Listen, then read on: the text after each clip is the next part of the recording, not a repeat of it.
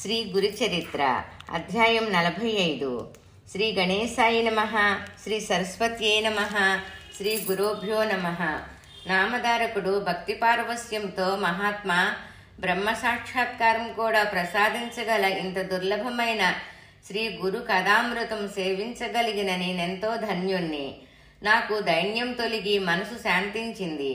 దయతో అటుపై కథ కూడా వివరించండి అని కోరాడు. సిద్ధయోగి సంతోషంతో ఇలా చెప్పారు. నామధారక, ఇంతకు ముందు నరహరి శర్మ వలనే శ్రీగురుణ్ణి సేవించి మరి 2 కవులు ముక్తులయ్యారు. శ్రీగురుడు వారిని ఎలా అనుగ్రహించారో చెబుతాను విను. నందిశర్మ అనే ఒక బ్రాహ్మణునికి తెల్ల కుష్టి వ్యాధి వచ్చింది. అతడు ఆ బాధ తొలగించుకోవడానికి తులాజాపురం వెళ్లి అహర్నిశలు తదేక దీక్షతో భవానీదేవిని 3 సంవత్సరాలు ఉపాసించాడు. ఫలితం కనిపించకపోయేసరికి అతడొకసారి 3 రోజులు ఉపవాసం చేశాడు. 3వ నాటి రాత్రి జగన్మాత అతనికి స్వప్న దర్శనమిచ్చి చందలా పరమేశ్వరుని ఆశ్రయించమని చెప్పి అంతర్ధానమైంది. ఆ ప్రకారమే అతడు వెళ్లి 7 మాసాల పాటు ఒంటిపూట భోజనంతో ఆ పరమేశ్వరుని పూజించాడు. అప్పుడు ఒకనాటి రాత్రి ఆ దేవి స్వప్న దర్శనమిచ్చి గంధర్వపురములో విజయం చేస్తున్న త్రిమూర్తి అవతారమైన శ్రీ నృసింహ సరస్వతి స్వామి అనే యతీశ్వరుణ్ణి ఆశ్రయించమని చెప్పి అంతర్ధానమైంది. నందిశర్మ నిద్రలేచి, అయ్యో, నేను ఇంతకాలం ఇంతటి దీక్షతో ఉపాసిస్తే తేలినది ఇదేనా? దేవి, ఈ మాట మొదటే చెబితే నేనిక్కడకు వచ్చేవాడిని కాదు.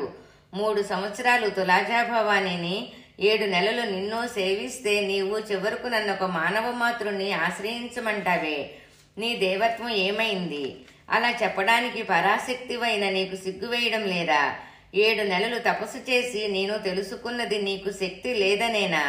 నీ వల్ల కాదని మొదటనే చెబితే నాకింత కష్టమైనా తప్పేది కదా అని వాపోయాడు. చివరకు ఈ కఠిన తపస్సు వలన బలహీనుడునైన నేను ఇంకెక్కడికి పోగలను? నేనెక్కడికి వెళ్ళను. ఇక్కడే మరి కొంతకాలం పురచ్చరణ చేస్తాను. దేవి, నీవు నా రోగం పోగొట్టుకుంటే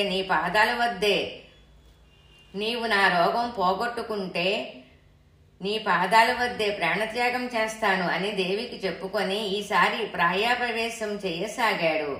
ఆ దేవి అతనికి మరలా ఆ మరుసటి రోజు రాత్రి స్వప్న దర్శనమిచ్చి అతనిని అతడి నుండి లేచిపోమ్మని ఆదేశించింది. దానికి తోడు అతడి పూజారికి కూడా ఆమె దర్శనమిచ్చి నందిశర్మను అక్కడ నుండి వెళ్లగొట్టమని ఆజ్ఞాపించింది. మరుసటి ఉదయమే వాళ్ళందరూ అతనితో, నందయ్య గారు, అమ్మవారి సెలవైంది కనుక మీరు తక్షణమే ఇక్కడ నుండి వెళ్లిపోవాలి, లేకుంటే మేమే ఇక్కడ నుండి నెట్టివేయవలసి వస్తుంది అని బెదిరించారు. వేరు దారి లేక అతడు అందుకు అంగీకరించి దేవిని పూజించి పారాయణ చేసి ఆ ఊరి విడిచి బయలుదేరాడు. తనకు వ్రతభంగమైనందుకు ఉపవసిస్తూ ఒక శివరాత్రి నాటికి గంగాపురం చేరుకున్నాడు. అతడు దేవి చెప్పిన ఆ యతీశ్వరులు ఎక్కడ ఉన్నారని ఆ నగరవాసులను విచారించాడు. వారు శ్రీగురుడు శివరాత్రికి నిన్నటి దినమంతా ఉపవసించి స్నానానికని సంగమానికి వెళ్లారు, కొద్దిసేపట్లో తిరిగి వస్తారు అని చెబుతున్నారు. ఇంతలోనే ఆ యతిరాజు వస్తుండడం చూచి వారు ఆ కుష్ఠిరోగిని దూరాన్నే ఉండమని చెప్పారు. స్వామి మఠంలో ప్రవేశించి తమ స్థానంలో కూర్చోగానే వారి దర్శనానికయ్యి ఒక కుష్ఠిరోగి వచ్చారని అతడి వారు మనవి చేశారు. అది వినగానే శ్రీగురుడు, వాడు సంశయాత్మకుడు అయినప్పటికీ మా ఎదుటకు రమ్మనండి అని చెప్పారు.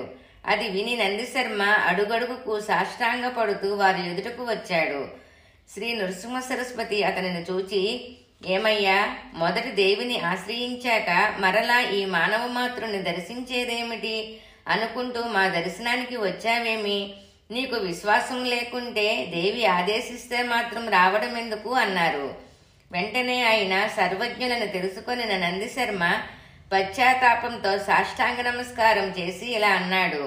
స్వామి, నేను మూఢుడను. శుద్ధ సత్వ స్వరూపులైన మీ దృష్టి నాపై ప్రసరింపచేయడం వలన నాలోని తమోగుణం అంతరించింది. పాపాత్ముడునైన నేను మీరు మాయాతీతులని, సాక్షాత్తు పరబ్రహ్మ స్వరూపులని తెలుసుకోలేకపోయాను. నేడు తమ దర్శనం వలన నా పాపాలన్నీ నశించాయి. మీరు భూమిని ఉద్ధరించడానికి దిగివచ్చిన గంగవలే నా వంటి వారిని రక్షించడానికి మానవ రూపంలో అవతరించారు. మీ పాదసేవ దొరికాక నా అభిష్టం ఎందుకు నెరవేరదు? జారుత్వ దోషం వలన పాషాణమైన అహల్య శ్రీరాముని పాదస్పర్శ వలన ఉద్ధరణ పొందలేదా? నేను ఎన్ని పాపాలు చేసిన వాడినైనా మీ పాదస్పర్శ వలన పవిత్రుడునవుతాను. స్వామి, నా స్థితి కొంచెం విన్నవించుకుంటాను. నాకు వివాహమైనప్పటి నుండి ఆపాదమస్తకము కుష్ఠరోగం వచ్చింది. అందువలన నా భార్య నన్ను విడిచి పుట్టింటికి వెళ్ళింది. నా తల్లిదండ్రులు కూడా నన్ను వెళ్ళగొట్టారు. నేను దిక్కులేని వాడినయ్యి ఆ జగదాంబను ఆశ్రయించి ఉపవసించిన నా పాపం నశించలేదు. అప్పుడు ఆ తల్లి చెప్పినట్లు చందలేశ్వరిని ఆశ్రయిస్తే నా రోగం తగ్గుతుందని గంపడాశతో అతడికి వెళ్లి కఠోరమైన పురశ్చరణ చేశాను. ఆ తల్లి కూడా నన్ను చేదరించుకుని వెళ్ళగొట్టిందే కాని అనుగ్రహించనే లేదు. నా ముఖం చూచేవారెవరూ లేరు. నేను ఇలా బ్రతకడం కంటే మరణించటమే మేలు. చివరి ఆశగా మిమ్మల్ని శరణు పొందడానికి వచ్చాను. దయచేసి ఈ నా వ్యాధికి నివారణమున్నదో లేదో వెంటనే చెప్పండి. ఈ దుస్థితిలో నేనింకా బ్రతకలేను. నివారణోపాయం లేకుంటే మీ పాదాల వద్దనే నా ప్రాణాలు విడవాలనే వచ్చాను. మీరే నాకు దిక్కు, ఆ పైన మీ దయ అని దీనాతిదీనంగా నందిశర్మ వేడుకున్నాడు. శ్రీగురుడు అతని పట్ల కృప చెంది సోమనాథుడని ప్రియశిష్యుణ్ణి పిలిచి, నాయనా, నీవితనిని సంగమానికి తీసుకుపోయి సంకల్పం చెప్పించి అచటి షట్కుల తీర్థములో స్నానం చేయించు. తర్వాత అచట అశ్వత్థ వృక్షానికి సేవ చేయించు. అప్పుడు ఇతడు కట్టుకున్న బట్టలు తగలబెట్టించి క్రొత్త వస్త్రాలు కట్టించి ఇక్కడకు తీసుకొనిరా అని ఆదేశించారు. ఆ ప్రకారమే నందిశర్మ స్నానానికి వెళ్లి ఒక్కసారి ఆ నదిలో మునిగి పైకి లేవగానే అతని శరీరంలో ఆ రోగమెక్కడా లేకుండా పోయింది. తర్వాత అతడి అశ్వత్థ వృక్షానికి ప్రదక్షిణం చేయగానే అతని శరీరం బంగారు ఛాయతో వెలిగిపోయింది. తర్వాత అతడు క్రొత్త వస్త్రాలు ధరించాక అతని పాత వస్త్రాలు మూట కట్టించి ఒక చోట తగలబెట్టించారు. అప్పుడు ఆ తగలబెట్టిన ప్రదేశమంతా చవుడుబారిపోయింది. అప్పుడు వారిద్దరూ మఠానికి తిరిగి వచ్చారు. ఒక గడియ క్రిందట దేహమంతటా కుష్ఠరోగమున్న అతడు ఇంతలోనే శుద్ధుడయి సోమనాథునితో కూడా శ్రీగురుని పాదాలకు నొక్కాలని వేగంగా వస్తున్న నందిశర్మను చూచి అతడి జనమంతా ఆశ్చర్యచకితులయ్యారు. శ్రీగురుడు అతనిని చూచి, ఏమి నందిశర్మ, నీ కోరిక నెరవేరిందా? జాగ్రత్తగా నీ ఒళ్లంతా చూచుకొని చెప్పు అన్నారు. అతను చూచుకొని తన పిక్క మీద ఒక చోట కొద్ది మాత్రం కుష్టి మిగిలి ఉండటం చూచి బాధపడి, అయ్యో, మీ కృప వల్ల కూడా ఈ వ్యాధి పూర్తిగా నశించలేదే, నన్ను దయచూడండి అని వేడుకున్నాడు. శ్రీగురుడు, నాయనా, నీవు దేవతల వల్ల కానిది ఒక మానవ మాతృని వలన ఎలా సాధ్యమవుతుంది అని సంశయించినంత మేరకు ఈ వ్యాధి మిగిలింది. ఇప్పుడు నీ సందేహం తీరిందో లేదో చెప్పి స్తోత్రం చెయ్యి, ఆ కాస్త తొలగిపోతుంది అన్నారు. నందిశర్మ నమస్కరించి, స్వామి, మీ పట్ల నాకు గల సంశయం పూర్తిగా తొలగిపోయింది. కానీ నేను చదువుకోలేదు. మందబుద్ధి అయిన నాకు మిమ్మల్ని స్తుతించడం ఎలా సాధ్యం అని ఆయన పాదాలకు నమస్కరించాడు. అప్పుడు ఆయన, నాయనా, ఏనుగు నోటి నుండి బయటకు పెరిగిన దంతంలా మా నోటి నుండి వచ్చిన వాక్యం వెనకకు మరలదు.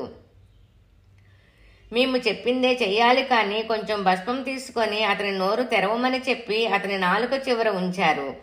అతడు వెంటనే జ్ఞానవంతుడై లేచి నిలుచుని చేతులు కట్టుకొని స్వామిని భక్తి పార్వస్యంతో ఇలా స్తుతించాడు. ఓ పరమేశ్వర, శ్రీగురు, నీవే ఆ పరబ్రహ్మ స్వరూపము.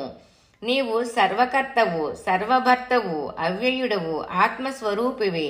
నీవే ప్రకృతి యొక్క త్రిగుణాల నుండి భూతాలను పుట్టించి మాయావశమైన ఇంతగా విస్తరించిన ఈ చరాచర జగత్తును సృష్టించావు. ఈ ప్రపంచమంతటిలో మానవుడొక్కడే జ్ఞానానికి పాత్రుడు. అలాంటి మానవుడు కూడా దాటనలవి కాని నీ మాయ చేత భ్రాంతి చెంది సంకల్పవంతుడయ్యి పాపపుణ్యాల వలన ఈ సంసారములో భ్రమిస్తున్నాడు. వీడు ఎన్ని కల్పాలకైనా ఈ మాయ నుండి బయటపడలేడు. ఒకప్పుడు సత్కర్మల వలన ఊర్ధ్వలోకాలకు పోయినా ఆ పుణ్యం వ్యయమవుగానే క్రిందకు వచ్చి చంద్రమండలములో పడతాడు. తర్వాత వర్షంతో పాటు భూమికి చేరి అన్నమవుతాడు. అప్పుడు జీవుల చేత భక్షింపబడి రేత స్వరూపుడయి తల్లి గర్భములో పడతాడు. క్రమంగా నెలలు గడిచిన కొద్దీ ఎన్నో మార్పులు చెందుతూ తల్లి సేవించే కారము, వేడి మొదలైన పదార్థాల వలన ఎన్నో బాధలు పడతాడు. అయినా జ్ఞానం లోపించడం చేత పరమాత్మ అయిన మిమ్మల్ని స్మరించనే లేడు.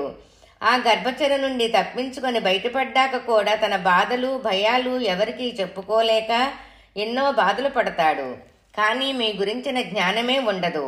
బాల్యమంతా ఆటలతో గడిచిపోతుంది. యవ్వనములో మదించి ఎన్నో పాపాలు చేస్తాడు. అప్పుడు కామవశుడయి కాలమంతా గడిపేస్తాడు. వృద్ధాప్యములో బలం క్షీణించడం వలన వ్యాధులు సంసారికమైన చింతలు అతనిని తల మునకలు కలిగిస్తాయి. వాటి వలన అంతిమ క్షణములో కూడా మిమ్మల్ని హృదయపూర్వకంగా స్మరించనైనా లేడు. నేను కూడా ఇలానే మాయలో పడి ఎంతో కాలం మిమ్మల్ని స్మరించలేకపోయాను. ఇటువంటి ఘోరమైన సంసారములో చిక్కిన నాకు ఇప్పుడు మీ దర్శనం లభించింది. మీరు నరరూపం ధరించి ఈ విశ్వాన్ని తరింపచెయ్యడానికి అవతరించిన విశ్వపాలకులు. అజ్ఞానాంధులైన పామరులు మిమ్మల్ని గుర్తించనైనా లేరు. స్వామి, నన్ను సంసార సాగరం నుండి తరింపచెయ్యి అని స్తుతించాడు. అప్పుడతడు ఆ పార్వస్యములోనే ప్రజల వైపు తిరిగి, ఓ జనులారా, ఇక్కడ మన మధ్యనున్న శ్రీగురుడు సాక్షాత్తు పరమేశ్వరుడే కాని మానవ మాత్రుడు కాడు. వీరి దర్శనం వలన నా పాపాలన్నీ దావనలం వలన ఎండుటాకులు భస్మమైనట్లు నశించిపోయాయి. వీరి పాదస్పర్శ వలన బ్రహ్మచే వ్రాయబడిన నొసటి వ్రాత కూడా మారిపోగలదు. పెన్నిది వలె నేడు మనకి ఈయన లభించారు. అయినా మనం ఈయనను గుర్తించలేకున్నాము. ఆత్మ శ్రేయస్సు కోరుకున్న వారందరూ ఈయనను భజించి ధన్యులు కండి. ఈయన మాహత్యాన్ని నేనెంతని వర్ణించను. వాక్కుకు మనసుకు